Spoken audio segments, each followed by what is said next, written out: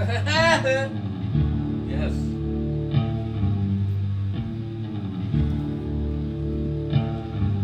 Hi everybody, it's Gary Lucas, and it's Tuesday again. Tuesday again. It's like a Moody Blues song. Anyway, I'm here with Caroline. She's kibitzing. She's busy over there.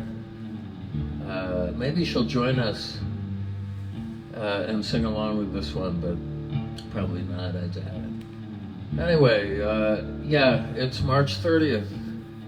Can you believe already it's the end of March and we're leaping into spring, and I'm so happy, as is everybody else in New York, and I'm sure all over the place. The weather is super nice today, but I thought I would play solo electric for you, so here I am, and here I go.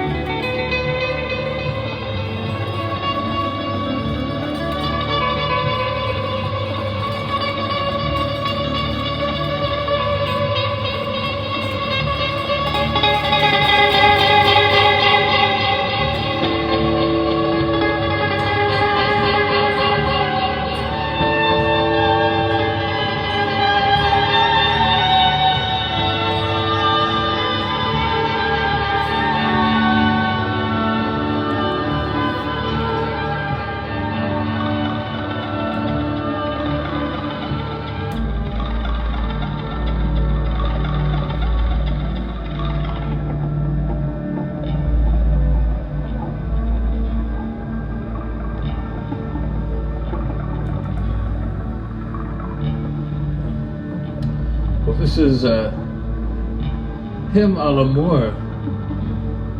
Kind of. This is my street beat. These were a sequence of flourishes on the guitar with the effects that I found particularly hypnotic, and one day just started to play. And I had Jeff Buckley over here, sitting on the couch where Lulu normally perches now. And he just picked up a microphone and started to sing. And I just kept playing, and I didn't know what he was singing. I wasn't really concentrating on his lyrics so much. But when we were done, he said, "Oh, that was Hymn à l'amour, Edith Piaf song." Okay.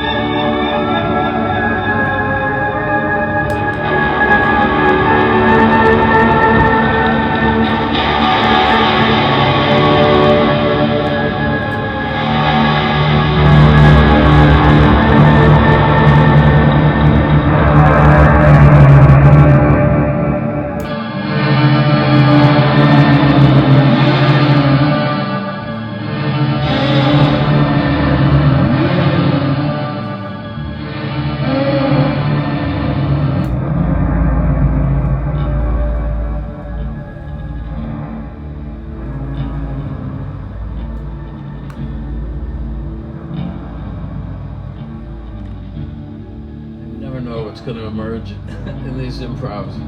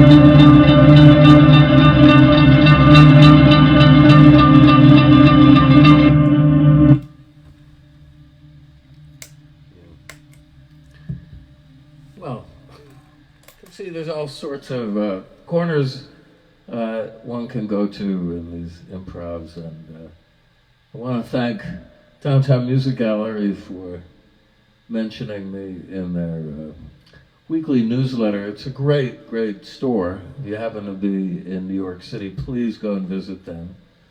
They are a true treasure of great music available in many different formats, because they have a lot of vinyl and even cassettes. They'll buy collections too, and they have really reasonable prices. But as far as the latest in new music, they're pretty much the go-to store. And so anyway, I'm friends with them a long time. I played there earlier in my career, way, I don't know, 30, 40 years ago about, it seems. Well, 30 years ago. And that was when they were known as Lunch for Your Ears. And that was a lot of fun. I know there's a clip or two of some shows that I did. Must have been about 1988 in that store. They had a couple of different locations. But now they're firmly ensconced on the Lower East Side. I don't think it would be remiss to go pay them a visit frequently. They'd love to see you. And tell Bruce hello if you see him. And the reason I just mention it is because as part of the plug, they mentioned that I'd be playing songs here. And but I also do improvisational music, and I'd like to mix it up. So yeah, I could hear about 6 or 7 different songs right there, emerging. And that's the beauty of music. It's really like recombinant DNA. Really, if you get right down to its essential molecular structure, it's all there. Even though here in the West, we're pretty much imprisoned in the 12-tonal system, there are explorers who've really delved where not other people pretty much in this sector of the world like to go, into quarter tones, interstitial sliding music. But I would say that's foundational to me in my approach, because what is the blues if not made up primarily of microtonal slurs? You know, very subtle variations, and when I'm playing, I do it, by bending a string, but there's a long tradition of this. I think essentially it's an emulation of vocal music, and that, there are all sorts of things that can go under the rubric music, but one particular area of it that appeals to me the most is music that utilizes some sort of blues feeling, and I hear it in so much diverse music around the world, including Indian music, Jewish music, Arab music, Celtic music. I hope I'm not leaving any ethnicity out here, but it is definitely something that's shared universally, probably because this emulation of the human voice, at least in an instrumental version of this, is something that unifies everybody, because we all can resonate with it. When you hear an instrument really where the guy or the gal, no distinction there, is trying to talk through their instrument in emulation of the human voice, that's something we can all share, be it a cry of ecstasy or pain. It is fundamentally human. Or a bark of a dog over there, yes. Lulu just got activated. She did her afternoon stretch, and now maybe she thinks there's a home invasion about to occur here. I don't know. We got new locks on the door, so I feel pretty secure. But we're so lucky to have Lulu as our early warning system here in the apartment. So I wanted to thank. I got some beautiful feedback in the form of some nice love at PayPal this week from Mark Green, and then I just got something today.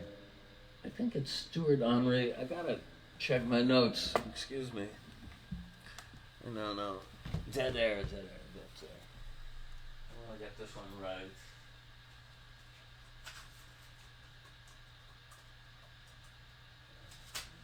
Stuart Lenny from the UK, I believe. And much appreciated, always. Always, and keep those cards and letters coming in, folks. What can I say? Oh yeah, there was also a beautiful comment that appeared on a YouTube posting. I post all these shows. Sometimes it takes a couple of days to get around to putting them up, but I do repost them on YouTube, plus they're all archived at GaryLucas.com. There's at least 144 of them since lockdown. And I got a beautiful user comment about how they look this person so forward, very much forward to my shows, because it was helping keep them sane in lockdown. And, you know, that's a beautiful sentiment to me that really resonates with me, because, you know, as I made a joke on Passover, I'm only in it for the choroset. I'm only in it for trying to instill a sense of sweetness and lightness, even with music that might formally sound very foreboding or abstract. It's all part of the process, folks, of taking it in and letting them out. See, Lulu has no problem letting it out, does she? She's celebrating. This is today, by the way, National Bipolar Day. And yes, all of us seem to have a touch of it in those precincts. And I'm going to have to get up.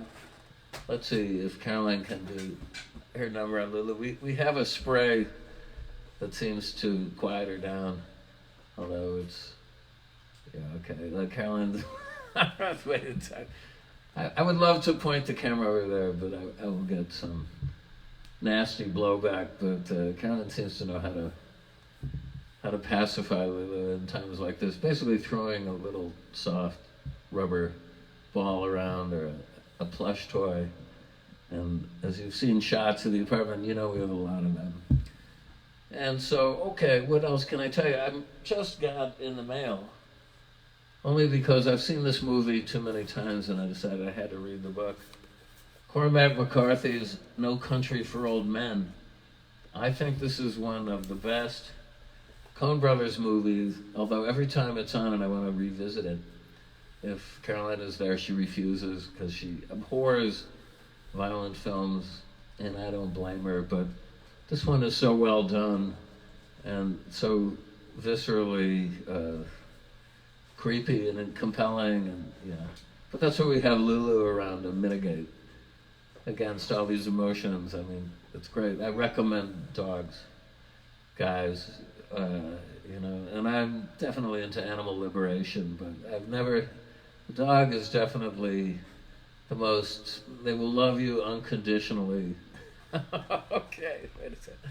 Helen is doing her dance to spring right now. That's very good. Yeah, well, really, what are you watching this for? I would love to just turn the camera around. No?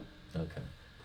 But she's got Lulu pacified there for the moment. Maybe she's coming into frame any second. I'll point her out. But anyway, so I'm looking forward to read this because I haven't read this guy, and I meant to read The Road when it came out. That's supposedly another grade one science fiction. Yeah, you know, there's too little time and so many ways to occupy one's mind, but reading is my preferred mode. Or a good film, preferably in a cinema. Now, they seem to be coming back. We hope they're coming back. They've opened a few in Manhattan, but with a very limited capacity. I want to go see this new film from Serbia that's playing at the Angelica Film Festival. I love Serbia, but I don't know if I'm gonna be able to get over there anytime soon. And then, yeah, it's like everything seems to be a little bit of what they call a Shrek these days. I'd also like to call your attention to a new article, that got posted at midnight last night on PleaseKillMe.com's website. This is an excellent online magazine of writings, primarily about music in all its myriad formats, but mainly on the rock tip. But also, you know, many good pieces about various avenues of culture that remain largely unexplored to this day.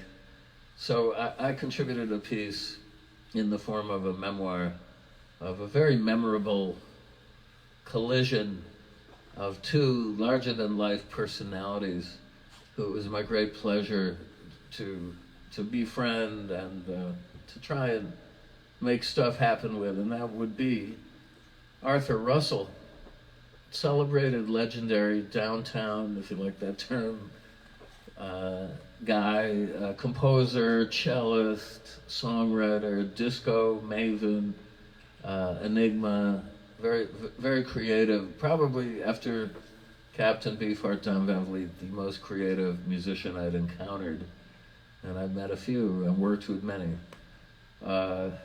And Vin Diesel, the one and only action hero, star of many a franchise, I guess the most popular being the Fast and the Furious franchise, which features, let's say, who is that? Caroline, who's the female lead in Fast and the Furious is always in there?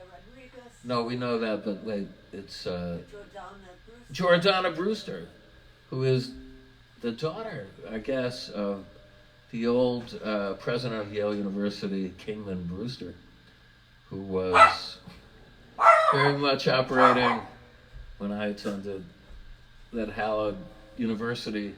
She's great in it. We always enjoy seeing these films very much because Vin goes way back to, we knew him back in the day as Mark Sinclair, same last name as Caroline. And anyway, I've tried to give you a flavor of what was going on in that period, circa the mid-'80s.